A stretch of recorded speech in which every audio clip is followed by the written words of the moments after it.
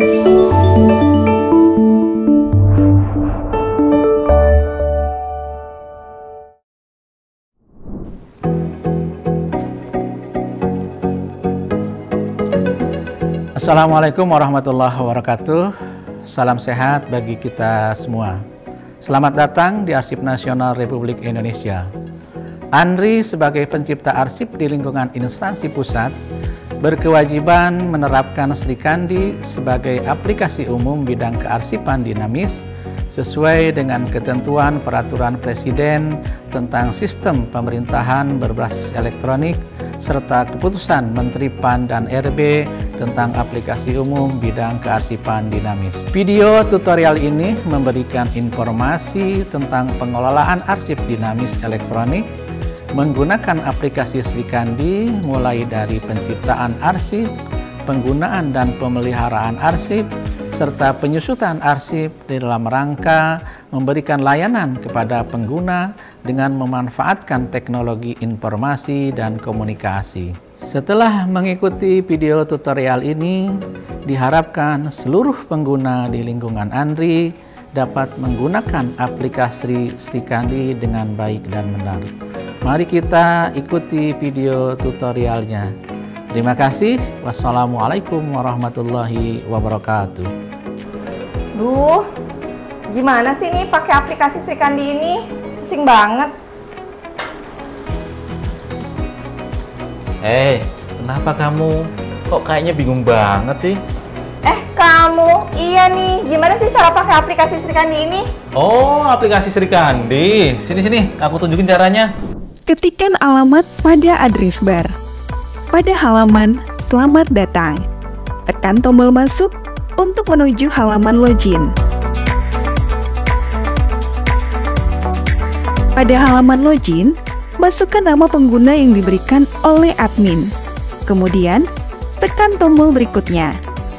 Pada halaman selanjutnya, masukkan kata sandi yang diberikan oleh admin, lalu tekan tombol masuk. Pada halaman beranda, pilih pengaturan akun.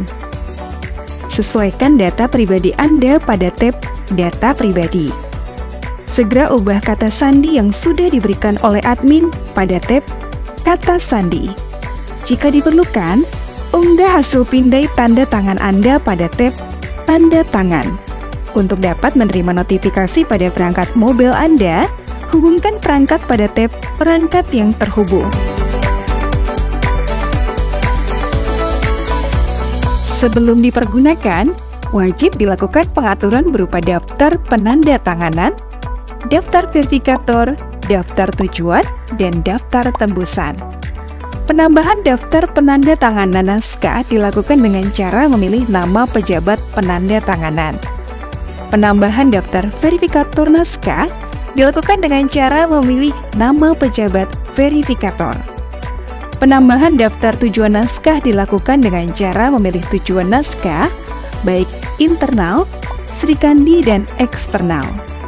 Tujuan internal adalah pengguna yang berada di dalam instansi. Tujuan Sri Kandi adalah pengguna dari instansi lain yang sudah menerapkan Sri Kandi. Tujuan eksternal adalah pengguna yang belum menerapkan Sri Kandi. Penambahan daftar tembusan dilakukan dengan cara yang sesuai dengan penambahan daftar tujuan.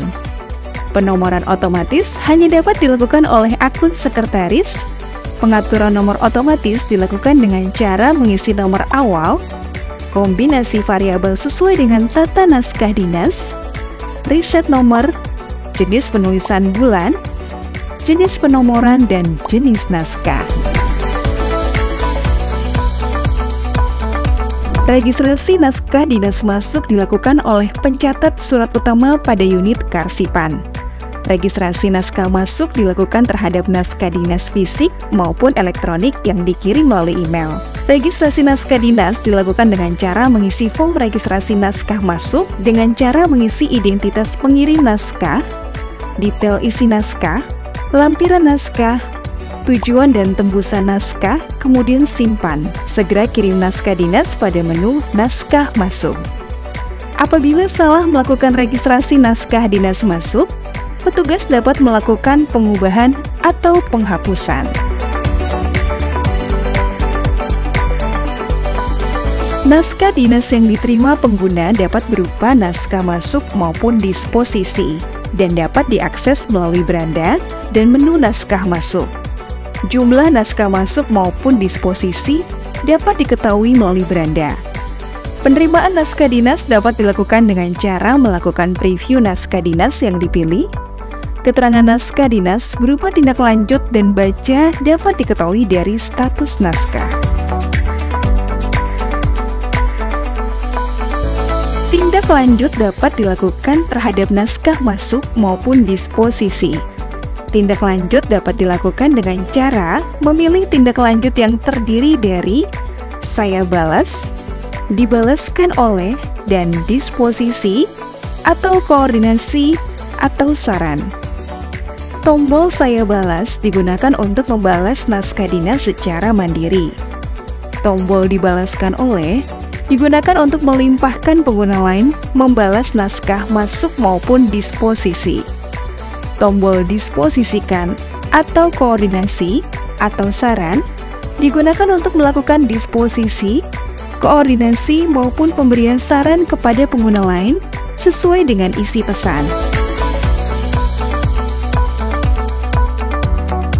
Registrasi naskah dinas keluar dapat dilakukan oleh sekretaris maupun staf dengan cara mengisi form registrasi naskah keluar berupa detail isi naskah yang terdiri dikirimkan melalui jenis naskah, sifat naskah, tingkat urgensi, klasifikasi, nomor naskah, hal, isi ringkas, dan file naskah.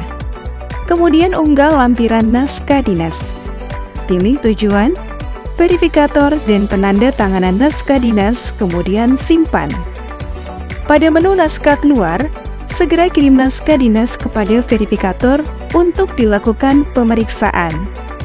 Apabila salah melakukan registrasi naskah dinas keluar, petugas dapat melakukan pengubahan atau penghapusan. Setelah dikirim kepada verifikator, verifikator akan memeriksa naskah dinas yang diterima pada menu verifikasi naskah. Naskah dinas dapat disetujui maupun ditolak. Jika ditolak, naskah dinas harus diperbaiki baik oleh verifikator maupun pengusul. Jika disetujui, maka naskah dinas akan terkirim kepada penanda tanganan naskah dinas. Penanda tanganan naskah dinas dapat segera menandatangani naskah dinas yang telah disetujui verifikator pada menu tanda tangan naskah dengan cara menyetujui naskah dinas yang diterima terlebih dahulu, kemudian memasukkan nomor naskah dinas dan key paste atau paspres yang dimiliki. Penanda tanganan naskah dinas keluar dapat dilakukan oleh lebih dari satu orang.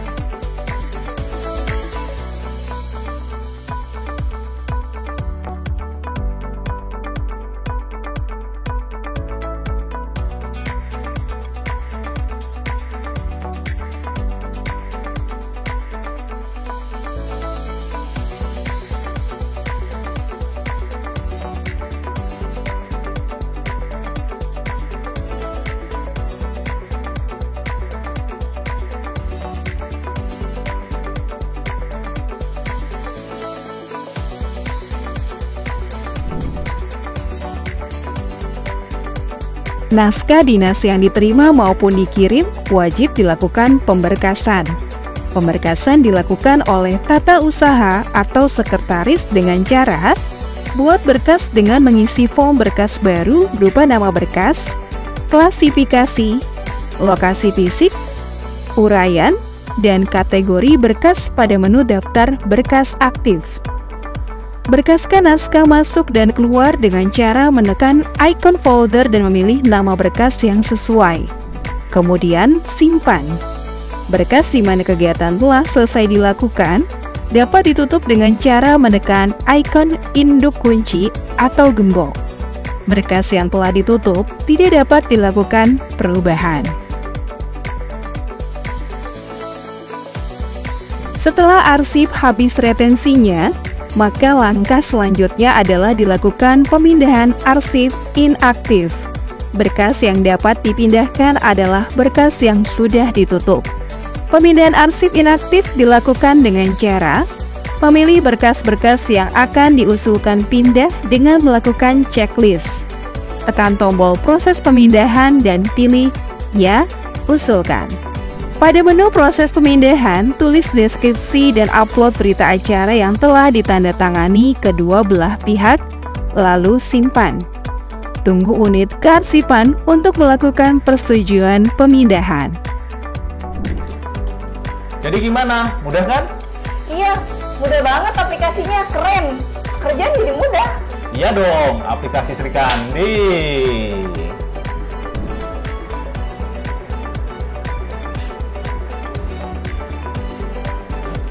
Demikianlah tadi rangkaian video tutorial penggunaan aplikasi Sri Kandi untuk pengguna. Semoga dapat menjadi panduan dalam penggunaan aplikasi Sri Kandi di lingkungan Arsip Nasional Republik Indonesia. Apabila terdapat hambatan dan kendala, silahkan laporkan kepada kami melalui tautan helpdesk.andri.go.id atau WhatsApp pada nomor 0855 900 8900. Mari kita kelola arsip elektronik menggunakan aplikasi Sri Kandi. Sri Kandi terimplementasi, arsip terkelola dengan baik. Terima kasih.